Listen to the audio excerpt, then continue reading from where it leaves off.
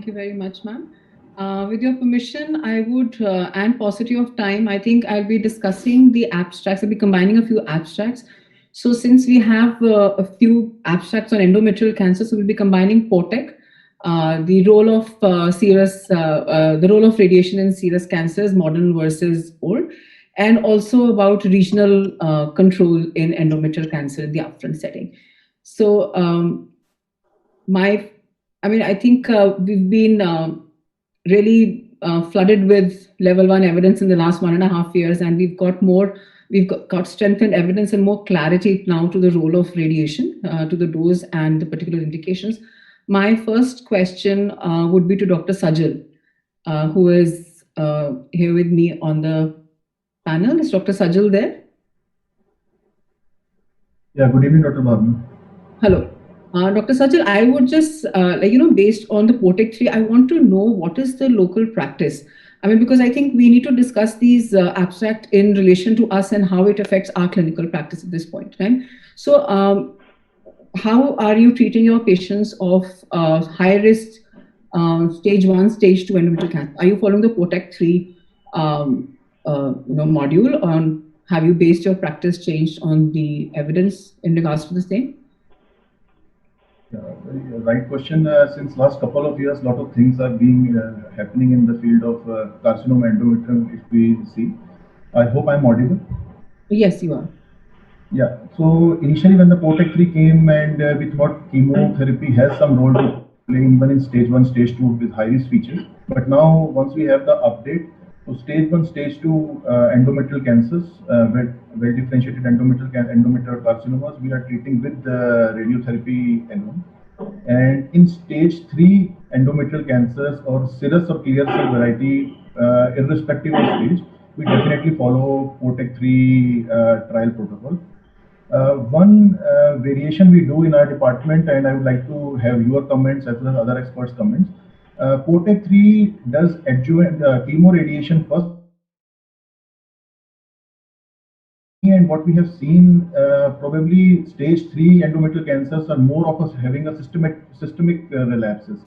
So probably giving adjuvant chemotherapy first, that is 4 cycles of chemotherapy and followed by chemoradiation.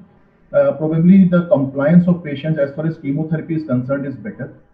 And as you have seen, even in POTEC 3, as low as 70% patients are only able to complete the adjuvant chemotherapy if we give chemoradiation first. So probably in stage 3 endometrial cancers, when we are following POTEC 3 protocol, we tend to give adjuvant chemotherapy first, unless and until there is some high risk feature like margin positivity and etc., which warrants radiation to be given first. So, but usually we give adjuvant chemotherapy first, followed by chemoradiation. Yeah. So I think in this regard, maybe we can take the opinion of Dr. Umesh. Maybe he can tell us that what is their practice and what would he recommend. Because I think there is another listening to it. A lot of people have been following sandwich treatment. So, Dr. Umesh, what is your local practice there, and what would you recommend in this context? Yeah. So thank you for the question. The issue, as Sajal said, was that in stage 3 and the type 2 histology, predominant pattern of relapse is systemic.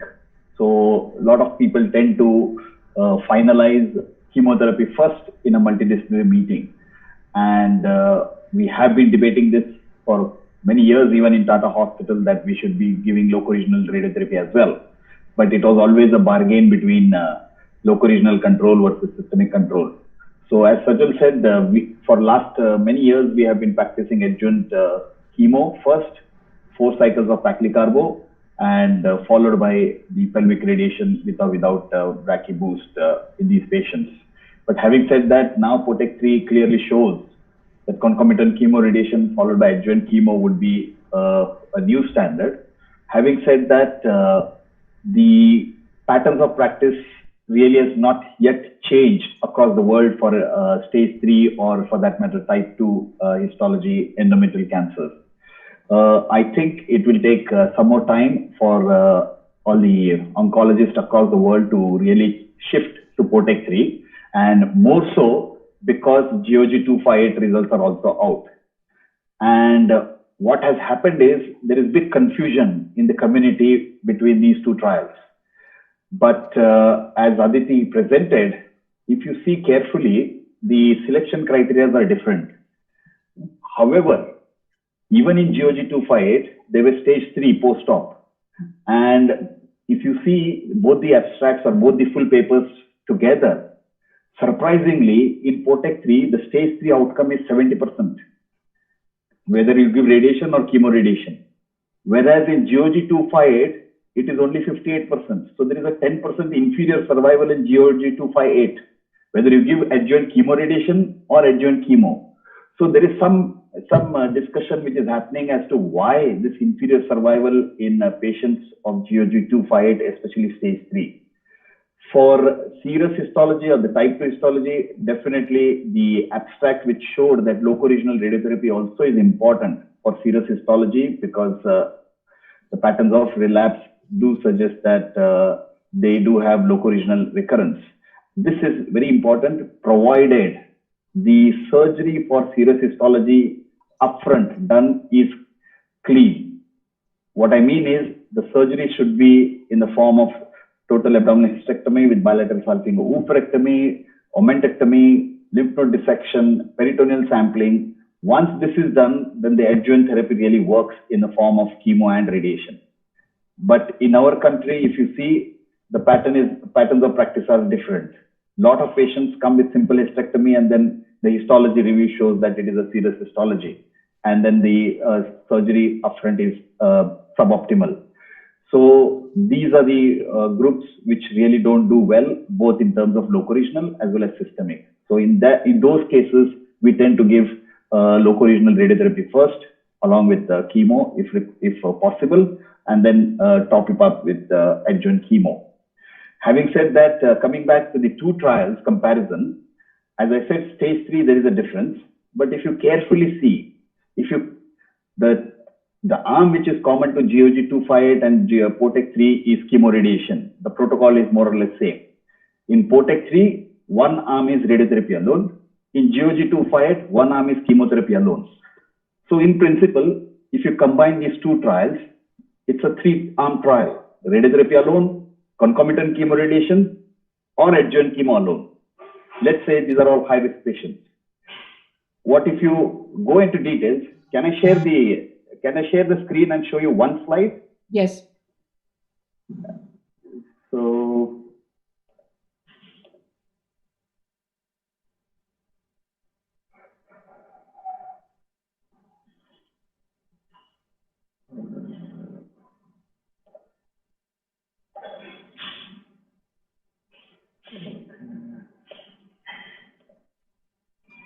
I think the previous person has to stop the sharing the screen. Dr. Aditi, maybe. No. The screen sharing is off. Sir has to start his screen sharing. It's already on? Okay. You have to start, sir. Yeah. Okay. Can you see my screen now? Yes, sir. We can see it. Yeah. Can you see this slide? Yes. Yeah. Okay. So this was a slide I presented in AGOICON recently. So what I've highlighted here is POTEC 3 and GOG 258. And in the center, you see CTRT, both the arms. What I want to highlight here is shown in the red box. If you give RT alone in these high-risk patients, the systemic relapse chances are 29%. If you give chemoradiation, the systemic relapses become, let's say, 22 to 27%. If you give chemo alone, the systemic relapse is 21. So suffice to say that systemic relapse is more or less similar if you give concomitant chemoradiation or chemotherapy alone. Whereas if you see the vaginal recurrences and pelvic recurrences, they are more or less similar, whether you give RT alone or chemoradiation. But in chemo alone, you land up in 27% of the patients, there is a locoregional relapse. So the bargain actually is between, if you give concomitant chemoradiation, you land up with improvement in local and locoregional relapses by 14%. Whereas with chemotherapy being not given, you're compromising the systemic relapse only by 6%. So this is what I have been discussing with my colleagues here, so that we push concomitant chemoradiation more for these patients in stage 3 as well as the high-risk histology. Definitely. Okay. So I think what is consistently that we've seen across all these three studies that have been presented is that there is again a re-emphasis on the role of pelvic RT. There was a time when in between we were thinking that probably pelvic RT is going to fade away and there is more role of vaginal brachytherapy in terms of the role of RT. But now what we're seeing is pelvic RT definitely is indicated, whether it is serous carcinomas, and we've seen the modern versus the old. And I think the only difference was the addition of pelvic RT. So I think that would be the take-home message for the residents. So we are back to pelvic RT. Now, I would also want to ask another question to Dr. Robin. Is he there on the panel? Dr. Robin is there? I can't see him.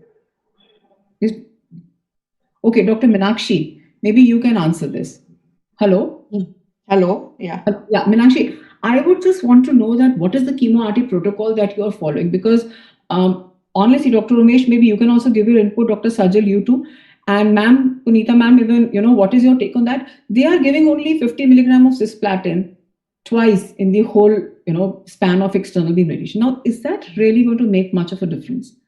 So what, are we all practicing chemo RT for endometrial cancers? Or there are a few of us who are just giving pelvic EBRT? No, we are practicing chemo RT in high-risk cases and serous carcinomas. But instead of giving 2 doses of 50 mg per meter square, we are giving weekly dose of cisplatin. What about the toxicities? Dr. Ramesh, are you giving concurrent chemo RT in endometrial cancers? No, we have in fact made a phase 2 study which we are looking at the feasibility of giving POTEX 3 protocol in our center now. Okay, so all of us are not following because our apprehension, our medical oncologist apprehension is that they wouldn't tolerate, especially in the post-op setting. Yes, that's our concern as well. Okay, so Dr. Sajal, maybe they in the trial where they have talked about regional control for upfront radiation in endometrial cancers. Now, interestingly, they've used extended field radiation, if you see, for pelvic lymph node involvement. Now, should that be practiced? What would be your comment in terms of that? Talking about radical radiotherapy when the surgery is not an option? Yes, when the surgery is not an option, or if you have a locally advanced disease which is not amenable to surgery, you want to give radiation upfront and then subject the patient to surgery. See, if we have a clinically node negative, then probably I'm not going to treat the extended field radiotherapy. I would just want to know whether it's in practice. In a nodal, if it is a clinically nodal positive disease, is there a practice of extending the fields like we are now doing, not doing, but recommended in the EMBRACE trial? Is anybody following that as of now? The prophylactic para-aortic radiotherapy, I'm not practicing as such. Unless and until we have a high, like a common iliac node or a lower para-aortic node positive, then maybe we can extend it above the nodal area of involvement. But totally treating para-aortic chain till D11, D12 level, prophylactically, I'm not practicing that. Okay, so I think we are running short of time. I would now move on simultaneously, with this discussion to the role of IMRT in pelvic radiation, whether it's endometrium or cervical cancer. Talking about the NRG trial, now what we've seen is that there is now level 1 evidence to support that the toxicities are reduced, but that is transiently. I think diarrhea is reduced. The maximum difference is at 1 year, and then it subsides at 3 years. So, Dr. Umesh, would you like to comment on that? Yes, I'm a bit surprised at the long-term results of this RTOG 1203 because it says that there is no big difference between IMRT and box field post-op radiation. However, they have shown that in acute toxicities are less, obviously because high-dose regions to the bowels can be spared. Yeah. On similar lines, I'm sure you all are aware that Supriya has also presented the TMH trial in Astro a couple of years back. Yeah. And I will not reveal the final results because that is going to be presented in this year's Astro, and I'm not sure, I will not be able to share the results, but you'll have a big surprise from that as well. Mm-hmm. Okay. So as of now, see, because whatever we are discussing, I think it is going to be important for the practicing young oncologists and of course our residents also. So as of now, we do not recommend moving drastically to IMRT. As of today, even though we have evidence. No, but looking at the acute toxicities and the bowel sparing effects which have been shown in these early outcomes of RTOG as well as PARSEF, it seems that there is definitely a role of IMRT in the post-op setting. Mm-hmm.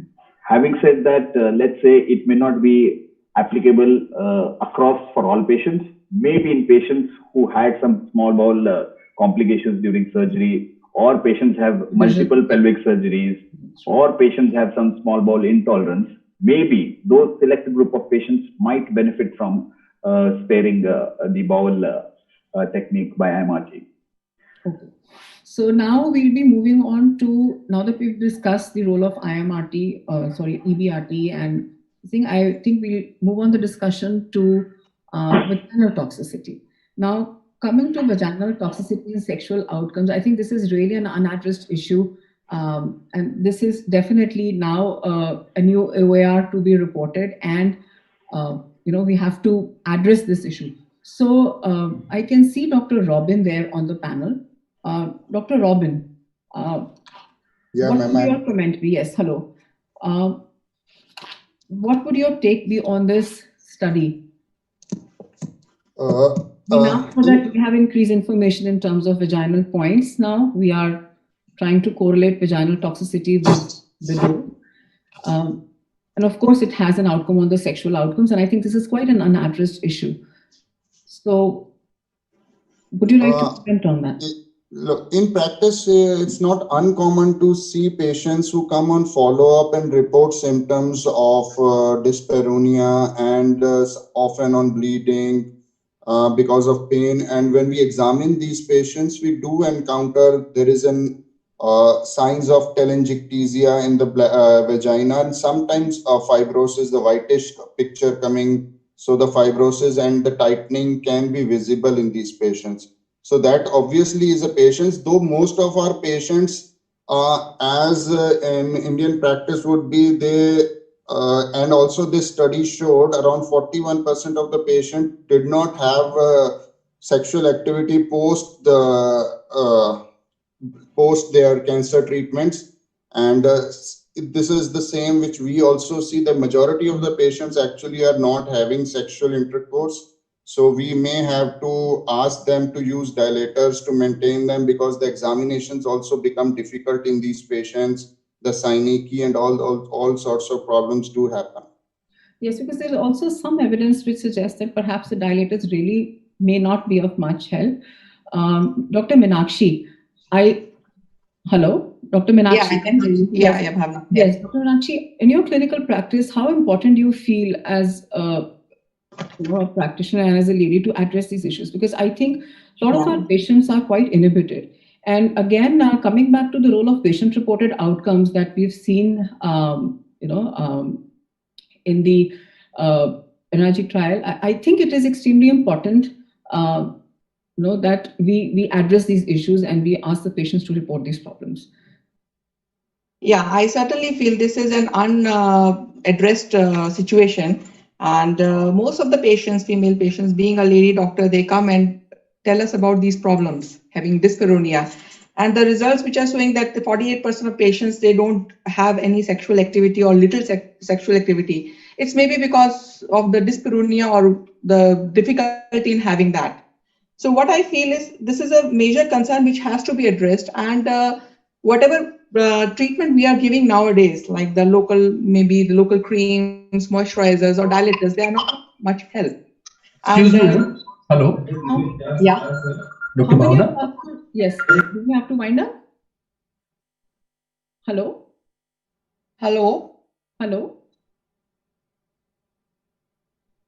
Hello? Hello. Yes, can you hear me? How many of us are reporting vaginal points? Ma'am, can we conclude the session, please? Yes, sure. Thank you so much, ma'am. Thank you. I just, Bhavna, I would just like to add that we require some more efforts to be done in this. I have gynecologist colleagues who say that some laser therapy of radiation to pelvis might help these patients. I don't know what's the experience as TMH. Maybe Dr. Umesh will be able to say about the fibrosis and synechia of vagina, the post radiation treatment with laser therapy.